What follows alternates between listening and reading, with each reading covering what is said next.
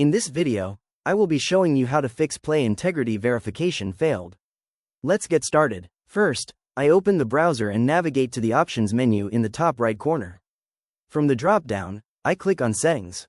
Once the Settings tab loads, I select Privacy and Security from the left-hand navigation panel. Under the Privacy section, I click on Third-party cookies.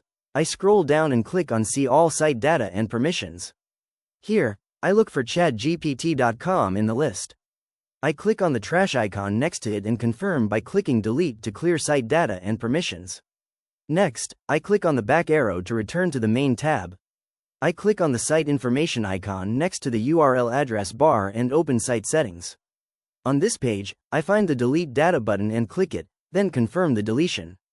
I head back to the main page and navigate to the main menu again, this time hovering over Extensions and selecting Manage Extensions. I review my active extensions to see if anything might be interfering. Now, I move over to the System tray in the bottom right corner of the taskbar. I right-click on the Date and Time display and select Adjust Date and Time. This opens the system settings where I verify that Set Time Zone Automatically and Set Time Automatically are both toggled to on. After adjusting the time settings, I return to the browser and access the main menu once more to enter settings. I scroll down the left panel and click on About Chrome. This triggers an automatic check for updates. I wait for the browser to download the latest version, which takes a few moments.